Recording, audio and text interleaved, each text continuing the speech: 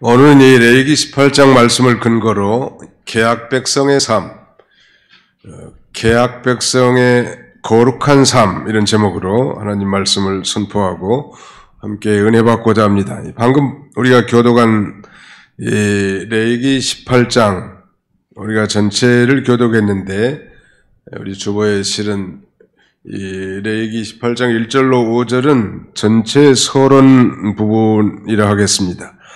여호와 하나님께서 이스라엘 백성들 향해서 이 개약 백성된 그들이 전에 과거에 종살했던 그 애굽의 이 풍속과 규례 이런 것들 이제 따라 살지 말고 또 장차 들어가서 살 약속의 땅 가나안 땅의 그 가증한 풍속을 따라 살지 말 것을 강력하게 지시하는 내용입니다. 최근 한국에서 방송 활동하고 있는 일본인 후지타 사유리라고 하는 사람이 자발적 비혼모가 된 사실을 털어놨습니다. 이 미혼모인 이 사유리는 일본에서 그 외국의 정자은행의 정자를 기증을 받아 지난 11월 4일 아들을 출산한 것입니다. 이 사유리의 이 비혼모 출산 이 소식은 우리 한국 사회 낙태 논란으로 뜨거운 이 한국 사회 비혼 여성의 출산 권리라는 그야말로 새로운 화두를 던져 인터넷뿐만 아니라 정치권에서도 큰 파장을 야기시키고 있습니다. 그녀는 아기를 낳고 싶었지만 출산만을 위해서 급하게 결혼할 사람을 찾거나 또 사랑하지 않는 사람과 결혼하기도 싫었기 때문에 고심 끝에 결혼하지 않고 엄마가 되기로 결정했다고 감히 충격적인 말을 쏟아낸 것입니다. 그러나 그녀의 얘기를 자세히 들어보면 대단히 이 사유리의 말이 논리 정연하고 합리적인 것은 사실입니다. 그래서 그런지 인터넷 댓글에 보면 대부분 그 동정적인 여론을 많이 지원한 것 같습니다. 그러나 그럼에도 불구하고 아무리 그것이 이치에 합당한 것 같고 합리적이고 논리성이 있다 할지라도 오늘 이 예수를 그리스도로 믿고 하나님의 자녀된 이 언약 백성들이야말로 그런 세상적인 원리의 합리성에 동조하지 말고 결코 본받지 말라는 거예요. 왜냐하면 그러한 행위는 여호와 하나님이 금하신 것이고 하나님이 세우신 창조 질서를 정면으로 도전하는 폐역한 행위이기 때문인 것입니다. 하나님은 남자와 여자를 창조하시고 두 사람을 섭리적으로 만나 서로 사랑해서 생육하고 번성하도록 질서를 세우셨단 말이에요. 물론 그녀의 변명과 이 얘기는 대단히 이성적이고 합리적인 것은 사실이나 우리는 하나님의 자녀들이기 때문에 세상의 다수가 따라가는 그런 합리성을 갖는다 할지라도 결코 그것에 동조해서는 안 된다는 사실을 우리가 잊지 않아야 할 것입니다. 자, 오늘 본문 이 2절 하반절에 보시면 이렇게 말씀합니다. 너는 이스라엘 자손에게 말하여 이르라 나는 여호와 너희의 하나님이니라. 이런 말씀이 여러 번 반복돼요. 30절에도 보실까요? 그러므로 너희는 내 명령을 지키고 너희가 들어가기 전에 행하던 가증한 풍속을 하나라도 따름으로 스스로 더럽히지 말라. 나는 너희 하나님 여호와이니라. 자, 한번 따릅시다. 나는 여호와 너희의 하나님이니라. 아침 식사를 안 하신 분이 몇 분 계시네. 힘이 없어. 다시 한번 합시다. 나는 여호와 너희의 하나님이니라. 이게 굉장히 중요한 의미가 있는 것은 나는 너희의 하나님 여호와이기 때문에 그 이방의 풍속과 규례를 쫓지 말고 당연히 내가 너희는 여호와의 법도와 규례를 쫓아야 산다고 명령할 그런 당위성이 있음을 이렇게 말씀하십니다. 나는 여호와 너희 하나님이니라. 이건 바로 여호와 하나님께서 언약의 하나님이시고 우리를 언약 백성을 삼아주시는 거예요. 우리가 한 가지 분명한 것은 적어도 예수를 그리스도로 믿고 구원받은 성도들, 우리 성도들은 계약 백성이요 언약 백성이라는 것. 우리는 예수 그리스도 안에서 그의 피로 맺어진 하나님의 계약 백성이요 하나님의 언약 백성. The covenant people. 하나님의 언약 백성. 자, 우리 한번 따릅시다. 우리는 그리스도 예수 안에서 그의 피로 맺으신 하나님의 계약 백성들입니다. 이 계약과 언약은 같은 말이에요. 옛날에는 좀 계약이라는 말을 많이 썼는데 최근에는 언약이라는 말도 많이 쓰죠. 그러므로 이렇게 내가 누구다. 나는 여호와 너희 나는 여호와 너희의 하나님이라. 이렇게 계시하신 것은 계약 백성으로서 이스라엘 백성들도 언약 백성으로서 당연히 언약의 하나님의 명령과 규례를 순종하고 따라야 할 책임이 있음을 강조한 것입니다. 보통 결혼하면 이 부인네들이 남편들에게 잔소리 많이 하잖아요. 잔소리. 우리 집사람들 잔소리 많이 하는데 잔소리는 옳은 소리지만 잘 안 듣는단 말이에요. 어떤 사람은 그러더라고. 옳은 개소리라고. 아무튼 왜 잔소리를 하는가 하면은 자기 남편이니까 하는 거예요. 누가 남의 남편에게 그런 잔소리해요? 또 우리 부모님들이 자녀들에게 얼마나 관심을 갖냐는 말. 이거 하지 마라, 저건 해야 된다, 이렇게 해야 된다, 저렇게 해야 된다. 내 자식이니까 내가 배 아파서 10달 동안 배 안에 담궜고 정말로 고통을 당하면서 낳은 내 자식이니까 너는 그렇게 살지 말아라 그런 거지. 남의 자식 보고 너는 이렇게 해야 된다 이러면 듣지도 않을 뿐만 아니라 그럴 권리도 없고 자격도 없는 거예요. 책임도 없고. 바로 우리 하나님은 이스라엘 백성뿐만 아니라 오늘 우리를 사랑하셔서 독생자 예수 그리스도를 보내주시고 그 예수 그리스도의 피로 우리를 사셔서 하나님의 것으로 하나님의 언약 백성으로 삼아놨기 때문에 얼마든지 하나님은 너는 이렇게 살아야 돼. 그런 당위성이 있는 거예요. 그러니까 결코 도덕적 강론이 아니고 언약 백성이 준수하면 복받을 생명의 말씀이라는 거예요. 자, 그렇다면 하나님의 계약 백성인 성도가 이 거룩하신 하나님 앞에 나가기 위해서 어떤 삶을 살아야 할까요? 이 말씀을 하기 전에 이 레위기라고 하는 이 책은 거룩하지 못한 인생, 죄 많은 인생이 그 거룩하신 하나님 앞에 어떻게 나갈 수 있는가에 대해서 먼저 이 제사를 통해서, 즉 제물의 희생을 통해서 그의 피로 속죄함 받고 하나님 앞에 나갈 수 있음을 말씀하고 1차적으로, 그 다음에 바로 이 거룩한 백성들이 이제는 어떻게 살아야 될지를 우리에게 제시해주고 있습니다. 자, 하나님의 언약 백성인 성도가 이 거룩하신 하나님 앞에 나가기 위해서 어떻게 살아야 될까요? 3가지를 써놨는데요. 주보 순서지에도 첫째는 애굽 땅의 풍속을 따르지 말라는 거. 자, 따라서 해봅시다. 애굽 땅의 풍속을 따르지 말라. 그 다음에 가나안 땅의 풍속과 규례도 행하지 말라. 우리 하나님 여호와의 법도와 규례를 지키라. 그거예요, 바로. 애굽 땅의 풍속을 따르지 말라. Do not follow the customs of the land of Egypt. 이집트의 땅의 습관, 풍습을 따르지 말라는. 이 풍속이라는 말은 애굽의, 즉 이집트의 그 생활 방식 혹은 생활 패턴을 가리키는데요. 그걸 따르지 말라는 거. 이스라엘 백성들이 과거 애굽에서 430년 동안 그걸 다 보고 왔단 말. 그래서 그 애굽의 악한 풍속의 영향을 깊이 받아왔는데 이제 출애굽한 이스라엘 백성들이 신의 사전에서 언약을 갱신한 이후에 말하자면 모세를 통해서 하나님께서 율법을 주시고 성막 제도를 보여주시고 또 그 율법의 구체적인 내용을 강론하는데 사실 애굽은 우상 숭배와 특별히 이 성적으로 문란한 이 사회로 유명했습니다.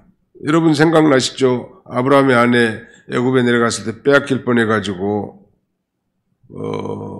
사라를 자기 누이라고 거짓말한 적 있잖아요. 아마 임 잡는 여인은 임의로 취하는 모양. 또 이 애굽의 종으로 팔려갔던 요셉을 유혹한 여인도 바로 애굽 여자 보디발이 아니에요. 자기 남편이 번연이 있음에도 불구하고 요셉에게 동침을 요구한 것은 그만큼 사회가 말하자면 성적으로 문란했음을 반증해 주는 것입니다. 그러나 더욱 중요한 것은 영적인 의미인데요. 이 애굽 땅의 풍속은 이 출애굽 이전의 이스라엘 백성들의 생활을 지배한 패턴인데 우리 그리스도인들이 즉 예수를 믿기 전에 아니 더 정확하게 말하자면 거듭나기 전의 풍속 이 불신앙적인 세상 풍조를 따라 살지 말라니 그는 허물과 죄로 죽었던 너희를 살리셨도다. 그때 너희는 그 가운데서 행하여 이 세상 풍조를 따르고 공중의 권세 잡은 자를 따랐으니 곧 지금 불순종의 아들들 가운데서 역사하는 영이라. 우리가 다 예수 믿기 전에 이 세상 풍조를 따랐던 그런 존재들인데 이제는 예수 믿고 하나님의 언약 백성들이 되었으니 그걸 따라가지 말라는 거예요. 두 번째는 가나안 땅의 풍속과 규례도 행하지 말라는 것. 이 가나안 땅은 이제 장차 하나님이 약속하신 땅으로 이스라엘 백성들이 들어가 살 나라인데 가나안 땅의 풍속과 규례도 행하지 말라는 거예요. 여기 이 규례는 법령 혹은 제도란 뜻인데요. 특별히 가나안 땅에는 종교적 행음과 우상 숭배를 공개적으로 조장시키는 아주 악한 법령과 제도를 가리킵니다. 그러므로 이 말씀은 이제 출애굽한 이스라엘 백성들이 들어가 거하게 될, 살게 될 가나안 땅의 풍속과 종교적 제반 규례들을 가리키는데 그것 따라가지 말라는. 역시 그것도 우상 숭배와 더불어서 특별히 제사 의식으로서의 이 극에 달한 음행죄를 가리킵니다. 우상 숭배와 음행, 이건 그야말로 구원받은 성도들이 금해야 할, 절대로 따라가서는 안 될 그런 일이지. 오늘 이 세상은 그야말로 마지막 세대를 살아가고 있는 것 같습니다. 마지막 세대의 가장 특징 중에 하나는 성적 문란한 죄가 만연되어 있다는 사실이에요. 물론 우리가 보이는 우상을 섬기지 않는다 할지라도 돈과 같은 아니 세상의 사업과 직장과 같은 그런 것들이 우상으로 등장한 그런 시대이죠. 따라가지 말라는 거예요. 영적으로 말한다면 이 가나안 땅의 풍속과 규례는 예수님을 믿고 이제 거듭난 이후에 우리를 유혹해오는 사단의 온갖 강교한 술수와 타락한 옛사람의 습성을 상징합니다. 그래서 바울은 이 에베소 교회에 편지를 한 통 보냈죠. 너희가 전에는 허물과 죄로 죽어 있었고 이 공중의 권세 잡은 자를 따랐고 이 세상 풍조를 따른 자들 아닌가. 특별히 에베소 사람들은 아르테미스라고 하는 신, 아뎀이라고 하는 그 여신을 숭배하는 사상이 아주 강해. 지난번 우리 성지 순례팀이 이스라엘에서 요르단으로 건너와 가지고 거기 지역이 어디요? 제라시라고 하는 그 도시에 가보니까 엄청난 그 아데미 신상들이 세워져 있잖아요. 그렇게 아데미 신 섬기는 이 에베소 사람들에게 바울이 복음을 증거했고 그들이 회심해서 돌아왔단 말. 그들에게 보낸 편지 가운데 에베소 4장 22절 이하에는 이렇게 말합니다. 너희는 유혹의 욕심을 따라 썩어져가는 구습을 따르는 옛사람을 벗어버리고 그다 여신 아데미 여신을 섬기는 그런 게 다 구습 아니겠습니까? 그러면서 오직 너희의 심령이 새롭게 되어 하나님을 따라 의와 진리의 거룩함으로 지으심을 받은 새 사람을 입으라. 새 사람으로 살라는 거죠. 의와 진리와 거룩함의 새 사람으로 살라고 그렇게 편지합니다. 특별히 모세는 레위기 이제 19장 이하에 쭉 보면 개학 백성들이 일상적인 생활의 규례를 쭉 언급해 놨습니다. 그런데 그런 여러 가지 일상생활의 규례를 언급하기에 앞서서 여기 18장 이제 6절 이하부터는 성관계 문제를 집중적으로 언급하는데 그 이유는 이 성윤리가 모든 윤리의 기초가 된 동시에 또 성윤리가 성이 모든 타락의 출발점이 되기 때문입니다. 가장 아름답고 신성하고 거룩하고 아름답게 지켜져야 할 이 성이 문란한 사회, 그 사회가 바로 타락한 사회라고 할 수 있는데, 우리가 교도한 것처럼 본문 6절 이하에 보시면 각종 근친상간에 대한 엄한 금지 규례를 말씀하고 있습니다. 이 권력지친, 어머니나 계모, 자매, 형제, 손녀, 의붓자매, 고모, 이모, 숙모, 자부, 형수와 제수와의 부정한 관계를 엄격하게 성경은 금하고 있습니다. 거기 계속 하체를 범하지 말라, 하체를 범하지 말지니라 이런 표현이 많은데, 하체를 범하지 말라는 이 말씀의 의미는 성관계 맺는 것을 금지한다는 것을 완곡하게 표현하는 것인데요. 성관계는, 하나님이 허락하신 성관계는 가정 내의 신실한 결혼 서약 안에서만 허락된 거룩하고 신성한 제도입니다. 만약 이걸 벗어나는 건 불행을 자초한 것이고 하나님의 심판을 견딜 수 없는 것입니다. 누가 뭘 하지 않아도 그런 거예요. 고통에 접어드는 거예요. 다윗이 그랬고, 특별히 다윗의 아들 가운데 암놈이 아니라 암논이라는 아들이 있었죠. 그 암논이 다른 이복 자매인, 이복 누이인 다말을 강간했습니다. 그 결과 비참한 일이 벌어지죠.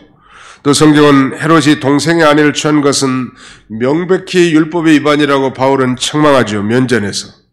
최근에 미국 대통령 당선자 조 바이든의 아들이 죽은 형의 아내, 즉 형수와 2년간 동거한 사실이 밝혀져서 그야말로 미국 사회를 큰 파문을 일으킨 바 있습니다. 아무튼 이 성관계가 허락된 것은 하나님이 합법적으로 결혼한 가정 안에서만 이루어져야 된다는 것. 그런 면에서 오늘 본문은 제7계명 간음하지 말지니라 하는 아주 세부적 사항을 논술한 것과 같다고 할 수 있겠는데, 또 합법적인 결혼관계에 있다 할지라도 성경은 여인이 올경하는 동안, 생리하는 동안 불결하기 때문에 그 하체를 범하지 말도록 금하고 있습니다. 물론 위생상 불결해서 금지하는 이유도 있겠지만 더 중요한 것은 종교상 의식적으로 부정했기 때문이지요. 그 다음에 타인의 아내와 통관을 금지하고 20절에, 21절에는 몰래 우상에게 자녀를 바치는 영적 간음, 영적 음행까지 금지하고 있습니다. 자, 우리 22절을 한번 같이 통독하겠습니다. 22절입니다. 같이 읽습니다. 시작. 너는 여자와 동침함 같이 남자와 동침하지 말라. 이는 가증한 일이니라. 가증한 일이요. 성경은 이렇게 남색, 동성연애를 엄격하게 금지하고 있습니다. 동성연애나 동성결혼은 그야말로 하나님의 창조 질서를 정면으로 도전하는 명백한 금지된 성범죄입니다. 물론 죄인이라도 인권을 존중해야 하고 죄인의 인권도 존중받아야 마땅합니다만, 동성애를 범죄가 아니고 그냥 성향 혹은 성적 취향이라고 하는 것은 인권이나 차별과는 별개의 문제란 말. 우리 그리스도인이 이걸 바로 봐야 돼. 오늘 지금 이 포괄적인 차별금지법이 지금 국회에 계류된 것 같고, 아마 이 여당이 다수를 차지하고 있기 때문에 통과될 가능성이 아주 많습니다. 그러나 우리 기독교에 깨어있는 사람들이 이걸 오래 수년 동안 반대해왔기 때문에 여태 통과가 되지 않았는데, 앞으로도 이걸 우리가 바로 분별하고 우리가 대처해 나가야 돼. 그저 세상 다른 선진국은 이렇게 나가니까 우리도 나가야 된다. 그건 세상 사람들이 하는 일이고, 나는 여호와 너희 하나님이니라. 하나님의 백성들은 올바르게 분별하고 나가야 된다는 말. 자, 그 다음에 그 밑에 보면 또 이 수관에 대해서 말합니다. 23절. 너는 짐승과 교합하여 자기를 더럽히지 말며 여자는 짐승 앞에 서서 그것과 교접하지 말라. 이는 문란한 일이니라. 짐승을 섹스 파트너로 놓고 소위 수관하는 일도 하나님 앞에 큰 죄고 가증한 죄라는 거예요. 역사적으로 이런 바로 이 가나안 땅이라든지 애굽 땅에는 이런 일들이 성행했고 오늘날 21세기 이 시대에도 그런 일들이 종종 신문에 오르내리는 것은 가증한 일이에요. 그러므로 예수 그리스도를 믿는 사람들은 그걸 결코 허용해서는 안 된다. 덴마크에서는 동물의 학대가 아니다면 짐승과 교합하는 것도 허용한다는데 아무리 선진국에서 그렇게 얘기한다고 할지라도 우리는 하나님의 언약 말씀인 성경을 따라가야 되는 거예요. 아무리 시대가 바뀌고 많은 사람 대중이 따라가고 다수가 지지한다 할지라도 성도는 하나님의 말씀에 어긋나는 걸 우리가 동조할 수 없어요. 하늘이 무너진다 할지라도 이 진리를 지키고 나가란 말. 아름답고 순결한 성을 이처럼 비정상적이고 변태적인 타락의 도구로 전락시키는 것은 그 성을 창조하신 하나님을 모독하는 행위이고 반드시 그 심판을 면하지 못할 것입니다. 자, 적극적으로 우리는 어떻게 살아야 될까요? 오늘 본문 4절로 5절을 같이 한번 다시 통독하겠습니다. 4절로 5절입니다. 시작. 너희는 내 법도를 따르며 내 규례를 지켜 그대로 행하라. 나는 너희 하나님 여호와이니라. 너희는 내 규례와 법도를 지키라. 사람이 이를 행하면 그로 말미암아 살리라. 나는 여호와이니라. 여기도 반복됐죠. 나는 여호와이니라. 바로 언약의 하나님이고 우리는 언약 백성입니다. 하나님 우리 아버지시고 우리는 그의 자녀들이기 때문에 우리는 하나님의 규례와 법도를 따라 살아야 하는 것입니다. 어떻게 보면 이 당시 언약 백성 이스라엘에게 1차적으로 요구하신 것은 애굽과 가나안 땅의 풍속과 규례와 법도를 쫓지 말라는 것이었지만 여호와 하나님께서 진정으로 원하시는 것은 그런 소극적인 차원을 넘어서 적극적으로 하나님이 기뻐하시는 뜻, 이 도덕적 율법으로 대별되는 것 10계명을 준수하면서 살아야 될 것을 우리에게 가르쳐 주는 것입니다. 율법의 의식적인 면이나 즉 의식적인 율법이나 시민법은 예수 그리스도가 오심으로 다 폐지됐고 우리가 지킬 필요가 없다고 그랬죠. 그러나 10계명은 도덕법으로서 도덕적 율법으로서 만고 불패의 영원한 진리요. 구약시대나 신약시대나 그것을 잘 준수하면서 우리가 살아야 하는 것입니다. 그것이 바로 하나님이 우리에게 요구하시는 바란 말. 뿐만 아니라 하나님께서는 이 계약 백성들에게 이 명령과 규례를 잘 준수함으로 큰 축복을 주시기 위한 예비적 과정으로 요구하시는 거예요. 하나님 명령이니까 의무적으로 우리가 지켜야지 그 정도가 아니라 그걸 잘 준행하고 지켜나갈 때 하나님께서 놀라운 축복과 번영된 삶을 약속했단 말. 신명기 10장 13절에 보니까 내가 오늘 내 행복을 위하여 내게 명하는 여호와의 명령과 규례를 지킬 것이 아니냐라고 말했고 오늘 보면 5절에도 보십시오. 너희는 내 규례와 법도를 지키라. 사람이 이를 행하면 그로 말미암아 살리라. 다소 오해의 소지가 있을 수 있는 말씀입니다만 사람이 이를 행하면 그로 말미암아 살리라.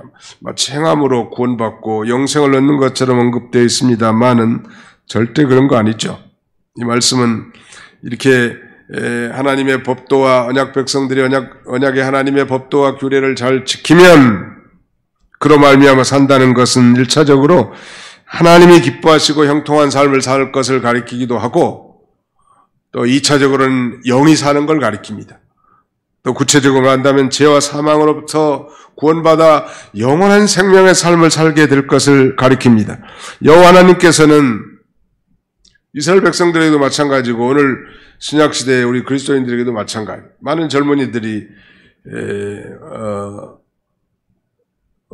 교역자들로 하여금 오늘 시대는 그야말로 구약이 폐지됐고 신약시대니까 구약을 설교하지 말라 이런 요구를 한다고들 합니다. 물론 우리 교회 성도님들은 그런 무식한 말을 안 하겠지만 그런 오해에서 비롯된 거예요. 이 구약의 백성들에게 여호와 하나님의 규례와 법도를 지키라는 것은 그리하면 살리라. 그러면 뭐 구원받고 천국 가는 것처럼 언급이 되어 있지만 그게 아니고 이미 천국 백성 삼아놓고 이미 나는 너희 하나님이 되고 너는 나의 백성이 되리라는 건 바로 언약의 하나님께서 언약의 백성들에게 즉 이미 천국 백성된 자들 신정국가의 백성된 계약 백성들을 향해서 그들의 삶의 복지와 행복과 영원한 삶을 위해서 지키라고 하는 것이지 무슨 뭐 행함으로 구원받고 영생을 얻는 것이 결코 아닌 것입니다. 이런 면에서는 구약과 신약이 다 동일한 사상이에요.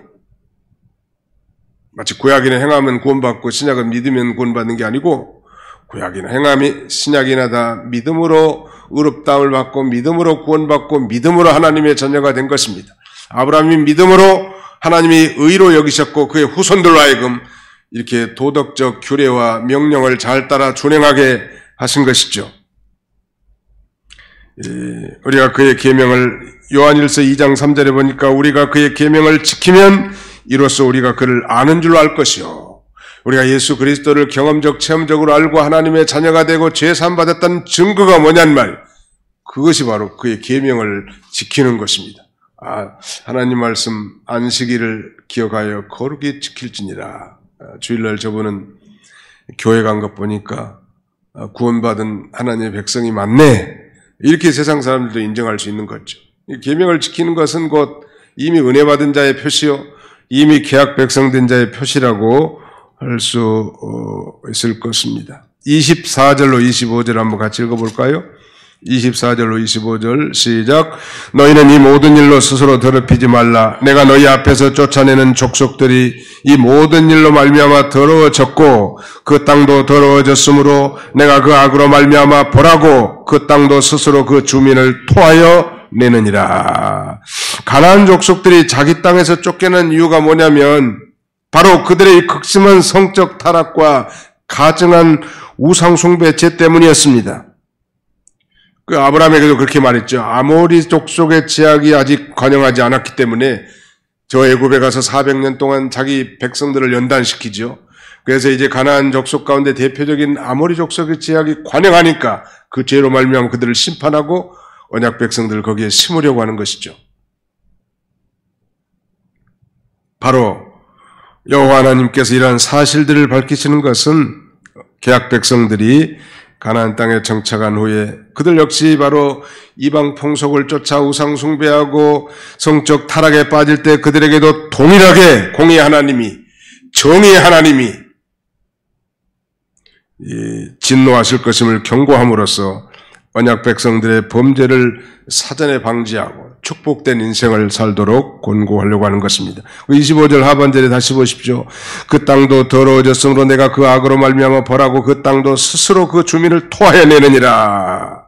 이 땅은 하나님께서 창조하신 인간에게 주신 그야말로 인간 삶의 축복의 터전인데 그러므로 창세 때부터 지금까지 그의 축복된 삶을 이 땅에서 누리게 돼 있단 말이에요.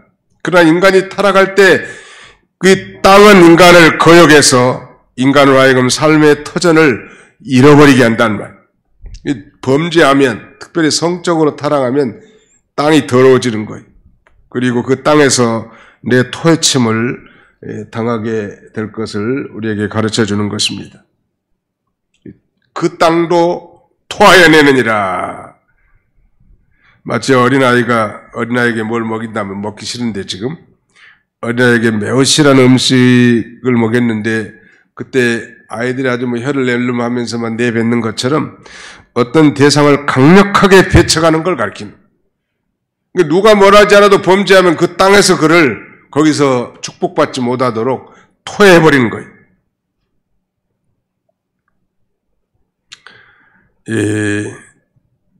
오늘 본문 레위기 18장 28절 보십시오. 그 밑에 28절 너희도 더럽히면 그 땅이 너희가 있기 전 주민을 토함같이 너희를 토할까 하노라. 이 가증한 모든 일을 행하는 자는 그 백성 중에서 끊어지리라.